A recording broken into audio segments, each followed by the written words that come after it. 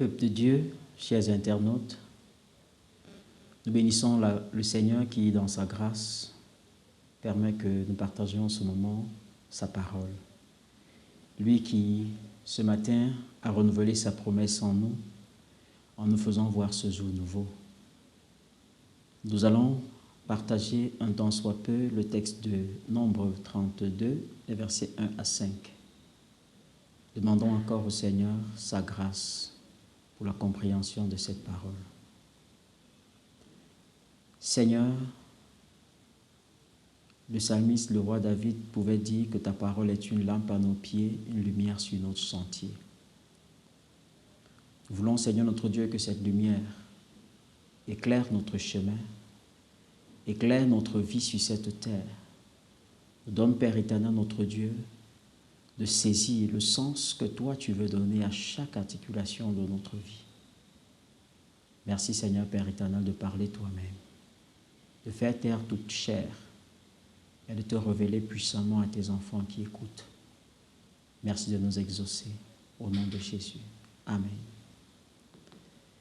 Je lis pour nous le texte de Nombre 32, des versets 1 à 5. Les fils de Ruben et les fils de Gad avaient une quantité considérable de troupeaux. Et ils virent que le pays de Jazer et le pays de Galam étaient un lieu propre pour des troupeaux. Alors les fils de Gad et les fils de Ruben vinrent auprès de Moïse, du sacrificateur Éléazar et des princes de l'assemblée et leur dit: Ataroth, Dibon, Jazer, Nimra, Esbon, Elialé, Sebam, Nebo et Béon, ce pays que l'Éternel a frappé devant l'assemblée d'Israël est un lieu propre pour des troupeaux, et tes serviteurs ont des troupeaux. Ils ajoutèrent, autant pour moi, si nous avons trouvé grâce à tes yeux, que la promesse de ce pays, que la possession de ce pays soit accordée à tes serviteurs et ne nous fais point passer le Jourdain.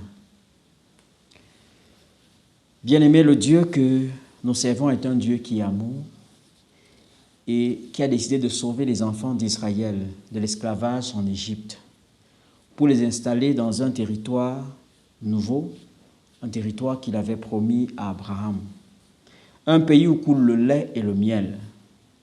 Mais sur le chemin, avant la traversée du Jourdain, les enfants de la tribu de Ruben et de Gad choisissent de s'arrêter sur le territoire de Jézer et de Galam parce qu'ils estiment que ce territoire est propice pour leur élevage.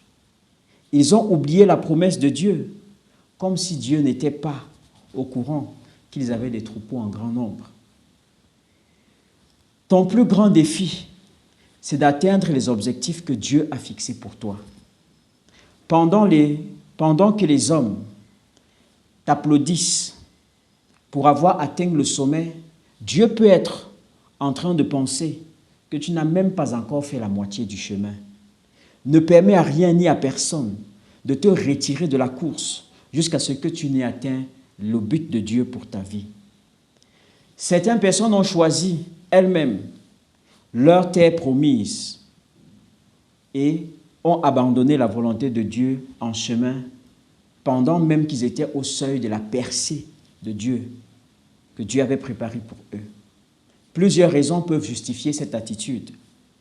La première, c'est une réussite moindre qui peut provoquer la stagnation. Certaines personnes peuvent penser: j'ai déjà un travail, un matricule, j'ai une femme, j'ai des enfants, j'ai construit ma maison, j'ai ma voiture, c'est bon, sur la terre. Mais dites-vous bien que toutes ces choses en réalité ne signifient rien devant le Seigneur si vous n'êtes pas en train d'accomplir le but de Dieu pour votre vie. D'autres encore, c'est l'adversité qui crée le découragement. On peut connaître des moments suffisamment difficiles qui nous font nous arrêter en chemin.